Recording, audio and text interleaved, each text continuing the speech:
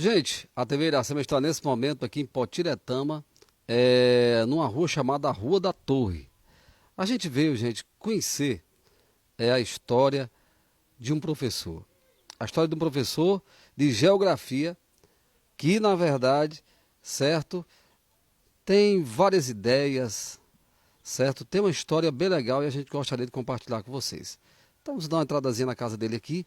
Vamos conhecer um museu que ele está preparando, um local onde ele faz os estudos dele para levar para a escola, para os alunos. Vamos conhecer a história dele. Vamos lá. Pronto, gente, a gente está nesse momento, nesse local, aonde o professor Beré, ele prepara o estudo, né? E também é considerado como museu, que ele guarda essas relíquias, esse material de estudo, né?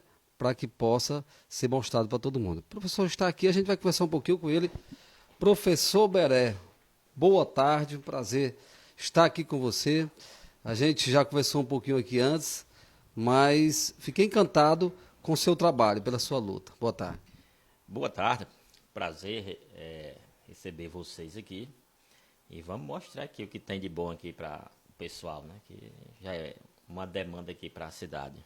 Professor Beré é o professor de geografia de Potiretama ou de outro município? É porque eu sou concursado nos dois municípios, Alto Santo e Potiretama, mas eu venho atuando na sala de aula só por Alto Santo, na Escola Manuel Nogueira Costa, né? Na coordenação e direção da pessoa de Bruna Menezes, onde lá a gente desenvolve um trabalho com tudo isso aqui também. E outros colegas meus que também já estão aderindo e fazendo alguns experimentos também. E aqui em Potiretama, eu ainda estou no impasse resolvendo aí se estou voltando esse ano aí. Essa semana deve de resolver a minha volta aqui para Potiretama. E como é que começou toda a história, a paixão por esse lado, né? Que a gente está vendo aqui hoje, até o museu, a gente percebe que você é fanático, gosta muito de Luiz Gonzaga. Tem uma história aí que puxou você. Como é que começou tudo isso? Isso surgiu assim da necessidade, né, de fazer com que os alunos compreendam melhor as aulas. Então, a questão da parte concreta, eles visualizam e tem uma aprendizagem melhor, porque o complemento, a prática é um complemento ali da teoria que a gente mostra. E alguns objetos que iam surgindo, que os alunos vão trazendo, para a gente não desperdiçar e jogar fora, eu fui juntando aqui. Aí hoje já tem um grande acervo. Aí as pessoas passaram a visitar aqui também. E a Escola do Rio Grande já tiveram aqui. O secretário de Educação de Severiano Melo, ele acompanha também os vídeos no YouTube, o Francisco. Também repasse para o Carlinho, que é o secretário de Educação de Rodolfo Fernandes. A Norma lá em Iracema acompanha tudo. Ela agora deixou a direção da escola, mas ela geralmente acompanha também. E até dá umas ideias aí. E para a gente entrar em contato aí com a TV, ela deu uma ajudinha para a gente. Agora, uma pergunta. Você acha que o alunado hoje está interessado, você vê interesse nele? Agora, o que eu acho interessante, gente, é que o que ele mostra para a gente, que ele vai mostrar agora, eu acho que desperta a atenção dos alunos, né? Faz com que eles tenham mais interesse pela aula, né? Porque nós temos um objeto aqui de experimento, que é de ciência, geografia, mas o curioso é que desperta também para outras disciplinas. Matemática, português são as disciplinas de peso mesmo, mas isso desperta para eles também a curiosidade, para que eles descubram algumas diferenças entre números, entre a prática, produção de texto, né? Então, a juventude hoje, eles querem alguma novidade, né? O negócio da só explicação no quadro, aí eles vão dormir. E tem que ter uma novidade para contextualizar o assunto. Então, você pode mostrar para a gente o que você tem novidade para a gente aí? Aqui eu divido a sala, que é pequena, mas ela é dividida aqui em 4 partes. Ela começa aqui, vou mostrar aqui Essa primeira parte, né? primeira Aqui. parte aqui porque é do quadro. Quando eles vêm, a gente tira as dúvidas aqui no quadro e mostra alguns cálculos geográficos. Aqui tem alguns esquemas para o aluno entender melhor sobre globalização e a questão dos cálculos em geografia, né? Que entra fuso horário, coordenada geográfica, e tudo isso envolve os cálculos. Mas eu não sou bom do cálculo, não, mas Tem que ir, né? Porque sou licenciado aí na geografia, tem que encarar mesmo. E a outra parte é essa aqui.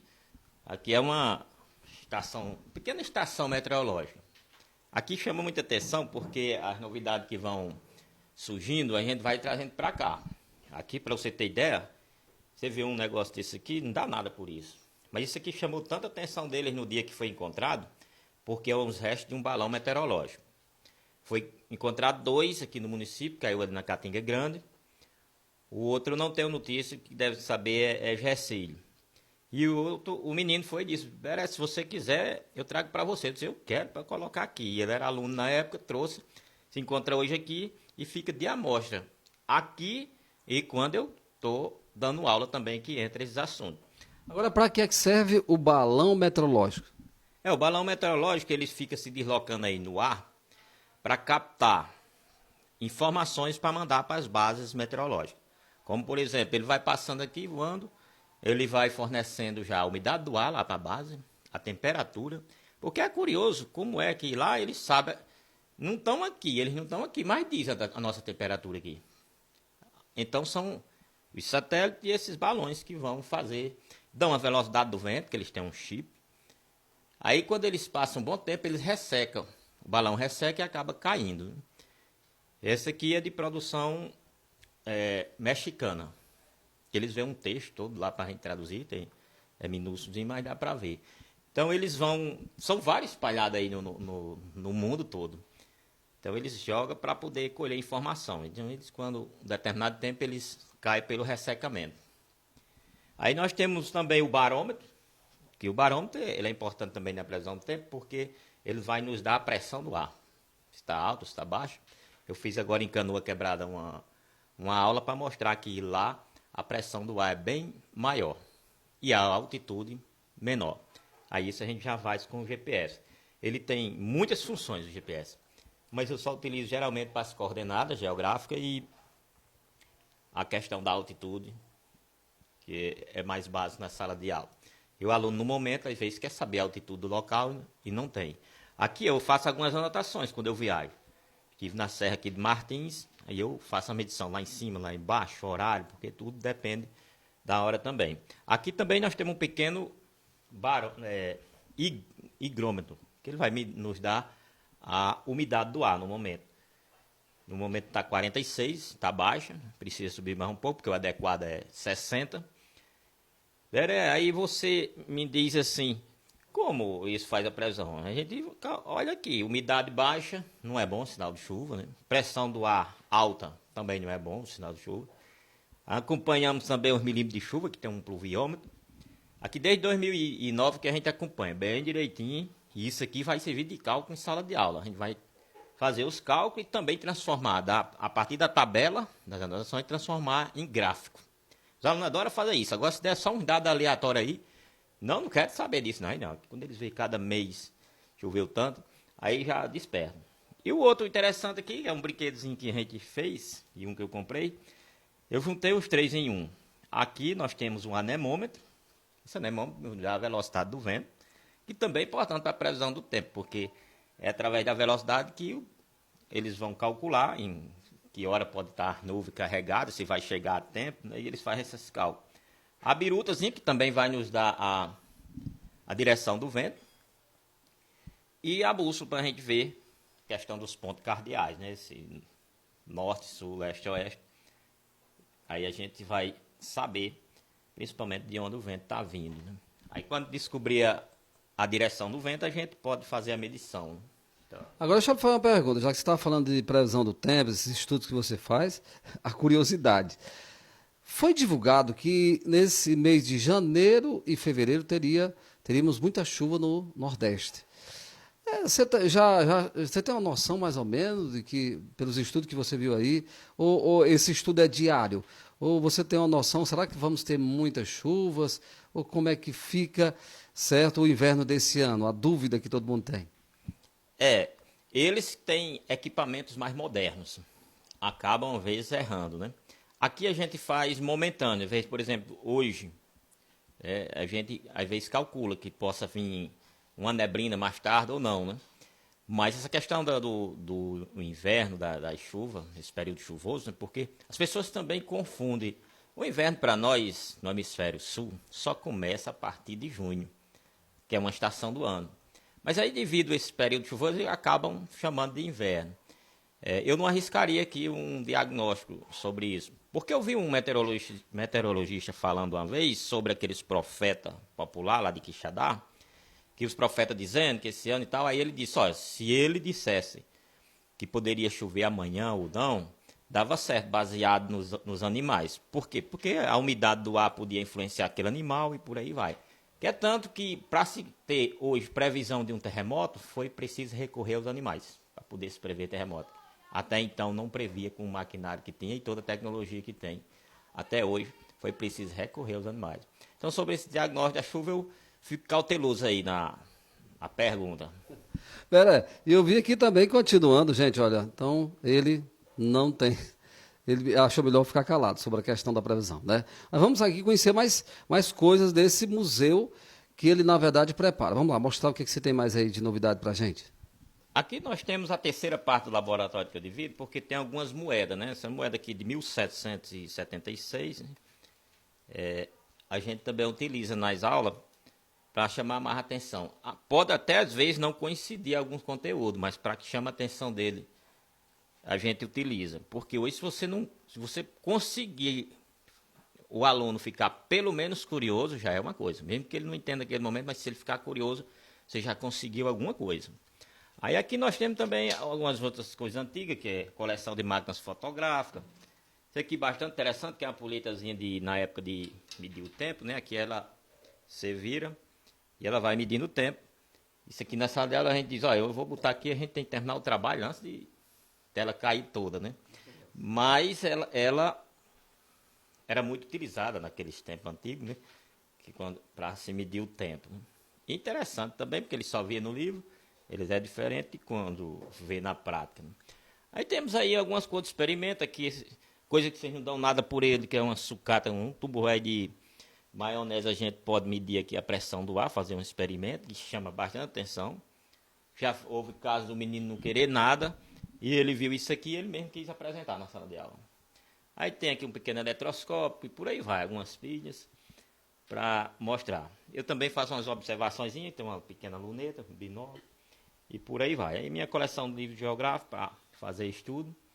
E lá em cima, uma parte quando eu ensinava física, eu desenvolvi aquele processo daí rodando, que eles não entendiam a questão da divisão do peso e a direção da força aplicada. Então, com isso aí, facilitou muito. E aí já chama a atenção. E o planetário, que é aqui, isso aqui, dependendo da metodologia do professor, ele explica muita coisa. A gente pode mostrar dia e noite, as estações do ano, eclipse lunar e solar, a questão do periélio e afélio da Terra, que é o afastamento máximo do Sol e a aproximação máxima. Também o perigeu, que é a aproximação máxima da Lua. E aproveitando que hoje tem um fenômeno da superlua aí, ó, pessoal, para assistir. É hoje? Ela é conhecida, a Lua superlua é conhecida quando ela é cheia e tem a aproximação máxima da Terra. Aí ela vai ficar bem 30% mais brilhosa, mais perto da Terra. Muito interessante, viu, gente? Muito interessante. Eu parabenizo o professor Beré, porque eu acho que é muito interessante. Tem um outro lado ali, que é algo que eu vou até pedir depois permissão a ele, para a gente poder passar, porque ele falou que esteve aqui também uma TV que há uns 10 anos atrás, 10 anos por aí, não foi? Que falou sobre o que a gente vai mostrar agora. Pode falar, Beré. Aqui é a quarta parte do laboratório, né? Aqui nós temos algumas peças. Se puder pegar, o mais recente agora foi essa. Vamos abrir a seção aqui para mostrar. Essa mão de pilão indígena, né? Que é feita de pedra. O pilão indígena, que é esse aqui. Você vê que eles utilizavam muito para fazer os temperos dele e algumas tintas, né? E aqui a pedra ia cavando. Temos várias fotos de pilão indígena diferenciado. Esse aqui foi encontrado no município mesmo. E aí temos aqui os fósseis. Agora eu vou abrir a seção aqui para mostrar alguns aqui, que também é interessante pela questão do ano. Tem milhões de anos aqui um fóssil desse. Aí ele é bem preservado aqui, porque quando os meninos vêm, para você ter ideia, isso aqui é uma machadinha indígena. Isso foi encontrado na Vase Grande, no município de Alto Santo. E a outra foi encontrada aqui. Então aqui nós temos, olha, muito cortante, aqui ainda tem a marca que poderia ter um cabo, como fosse esse aqui, parecido também com essa foto. E durante o tempo, eles ficam aí expostos e acabam pegando. Isso aqui foi o aluno que encontrou, dizendo que era pedra de curisco.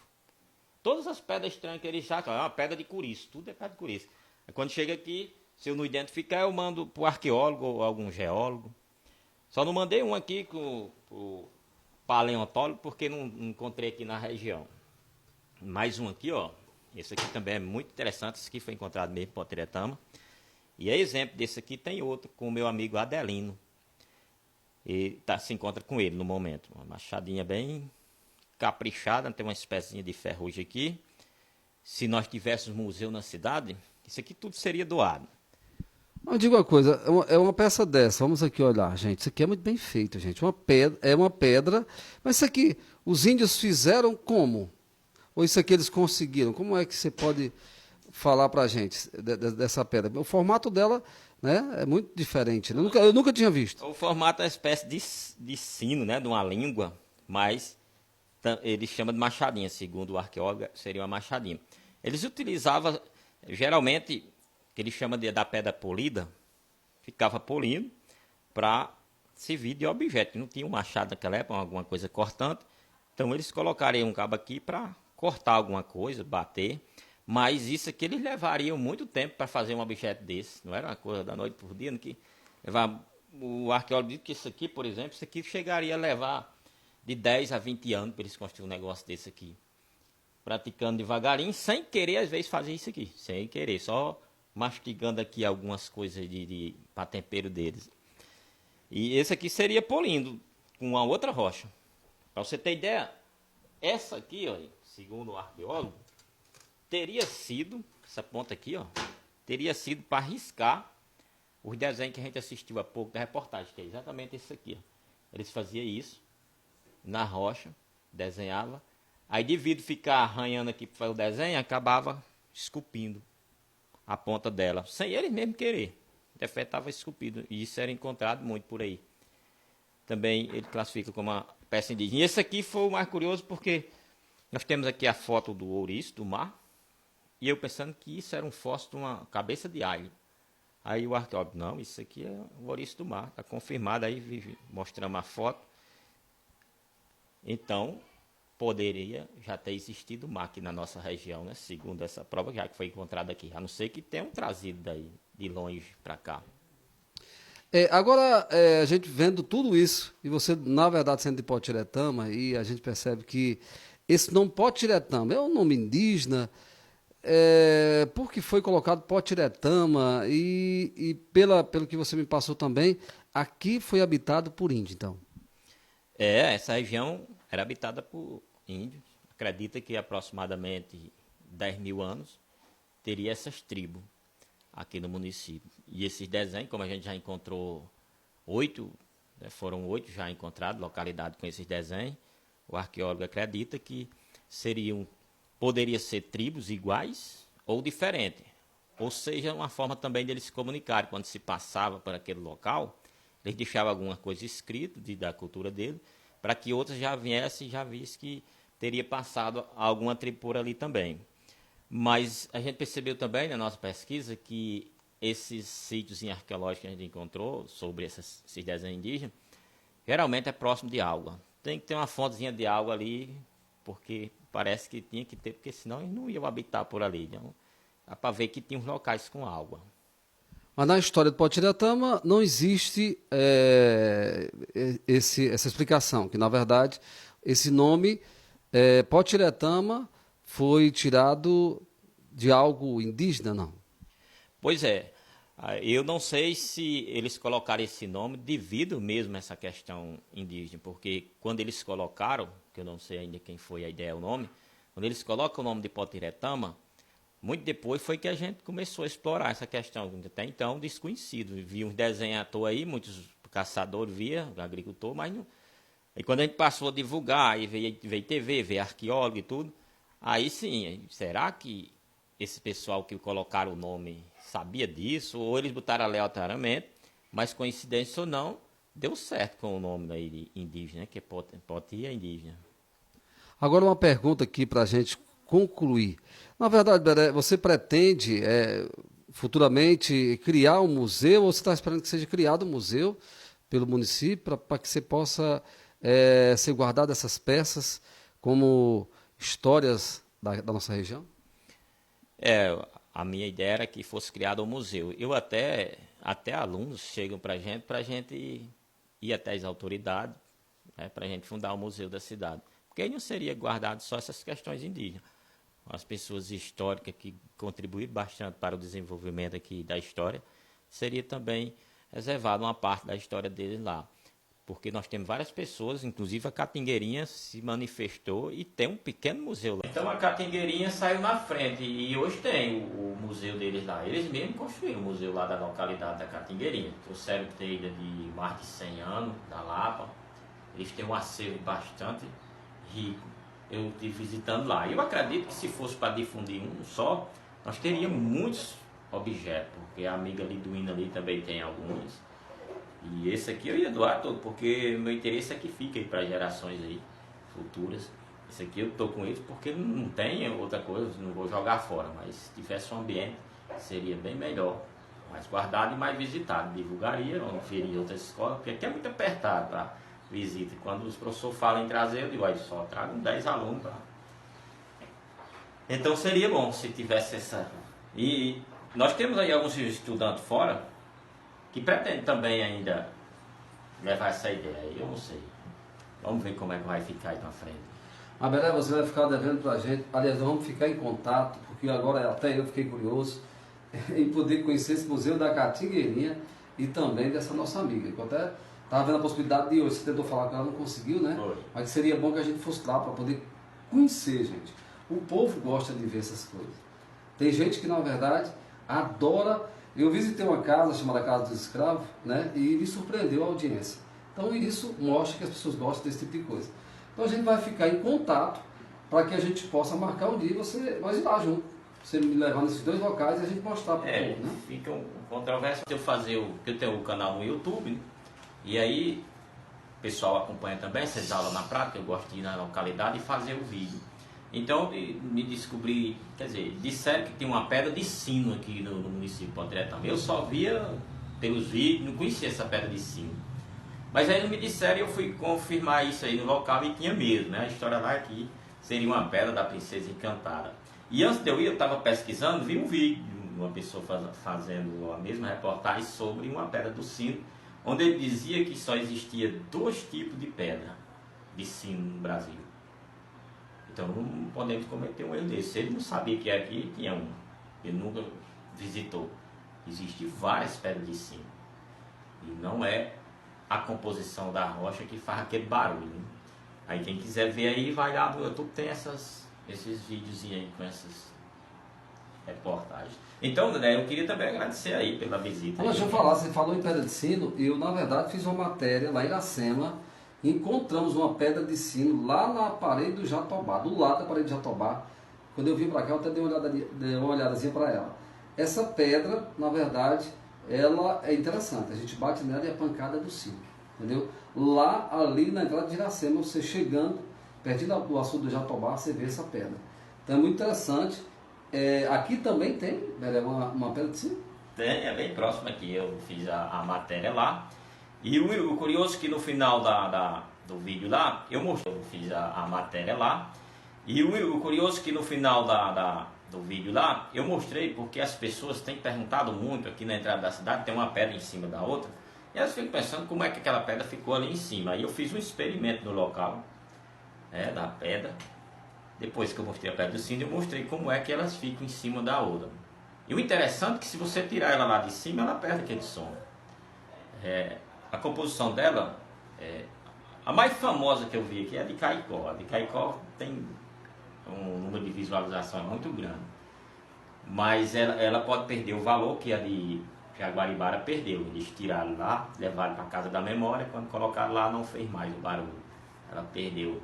Então tem alguma coisa a ver com o local também e a composição dela, principalmente que ela tem um componente chamado diabásia, que é uma mistura de ferro, que pode conter e fornecer esse barulho. Mas os cientistas ainda estão em dúvida aí sobre essa questão do barulho. Então eu vou ficar devendo para ele, porque quando ele for ir acima agora, eu vou levar ele lá na Praia de Cima para ele conhecer. Né? Mas, Belé, brigadão pela sua participação conosco. Acredito que quem está nos acompanhando, que gosta, eu adoro. Na verdade, quando eu vejo isso, passando qualquer vídeo, a gente para poder pegar por completo, porque é algo muito interessante. Além de ele gostar de tudo isso, ele gosta também, é fanático por Luiz Gonzaga. Né? Faltou o chapéuzão de Luiz Gonzaga dele, mas que na verdade é algo que ele gosta bastante, né, Belé? O Luiz Gonzaga até processo da independência do Brasil. Mas o que eu me emocionei mesmo foi Exu. Exu tem uma história mesmo, Luiz Gonzaga. E se você vê a questão da cultura do Luiz Gonzaga, que ele divulga, nossa cultura, é interessantíssimo. Tudo que dizia nas músicas, eu convivi na época com meu pai na agricultura. Aí isso aí fez eu ser fã. E essa foto aí é sua? Essa daí é você mesmo nessa foto aí? Mostra aí, Alisson. Mostra aí, ó. É por trás do vento lá do... Isso aí é eu mesmo. Lá tem uma... Quando eu vi Júnior Viana tirou a foto uma vez, aí o menino que é fã dele lá na escola disse, olha aí, Júnior Viana tirou uma foto com a sanfona do Luiz Gonzaga. Ele não pode. Eu que sou mais fã, fui lá, não consegui. Com a sanfona ele foi, depois me mostra aí. Quando ele mostrou, ele tá, isso aí é a sanfona de Luiz Gonzaga, nada. Dele lá é numa vidraça, uma branca. Lá ninguém pega não, aí é que tiram. Mas ele gravou um vídeo com o sanfoneiro dele mesmo. Mas aí fica exposto esse gibão, o chapéu e a sanfona pra gente tirar foto. Aí todo 13 de dezembro tem as festas lá. Eu, uma vez estive em 2014. Pois está aí, gente, a TV Iracema aqui hoje visitando esse local de estudo aqui do nosso amigo Belé, professor Belé, e também esse pequeno museu que mostra aqui, gente, várias coisas que é muito importante. Belé, obrigado pela sua recepção conosco aqui. E, gente, qualquer informação de Belé pode entrar em contato. Mas a gente indo logo no Serrote do Mato, Capingueirinha já fica no caminho de Iracema, fica melhor, porque de lá você já vai. Tem que falar com um amigo dele, tem um acervo bastante interessante lá, que a comunidade mesmo se interessou, arrumou o espaço, pintou, eles mesmos fizeram lá, veio um museólogo um dia para organizar lá as peças, mas se a gente pudesse unir tudo num local só para ser uma potência maior, seria bom. Então a gente vê aí essa questão aí da visita de novo. E só lembrando ainda que falta esse...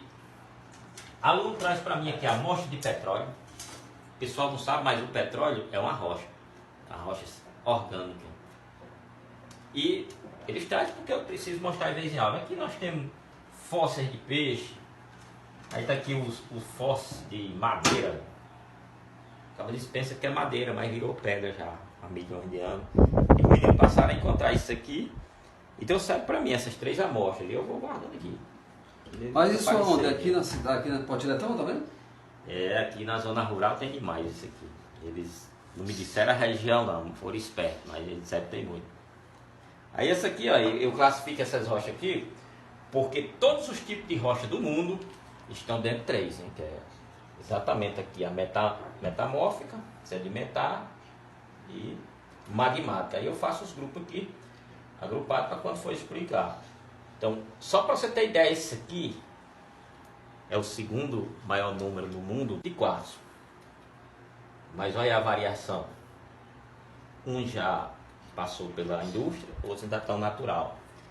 Variedade medonha de quartzo. Né? O centrilo, isso aqui veio de Brasília. Vem de longe aí que nem aluno vai atrás. Ó, trouxe essa pedra para você que está aí. E essa outra variedade aqui é que a gente bota para estimular a curiosidade do aluno. Ele pode até construir textos, né, então a redação, através dessa variedade aqui. Essas aqui nós ainda não identificamos os tipos de rocha. Agora não, aqui é o amianto, aqui é o talco, aqui é a hematita, que é o minério de ferro, faz o ferro e por aí vai. Essas questões da matéria-prima, que hoje é muito explorado a mineração, quem usa muito celular sabe que boa parte da matéria do celular vem da mineração aí. Então cada vez mais vai ser explorado o ambiente. Agora, Breno, diga uma coisa, nós estamos com essa matéria para o Brasil todo, também fora do país, pela nossa TV. Quem quiser falar com você, assim, tirar uma dúvida, trocar uma ideia, você pode deixar seu contato para a gente poder soltar, porque eu acredito que igual você, no mundo, no Brasil, existe muita gente que gosta desse lado, né? Desse lado da história.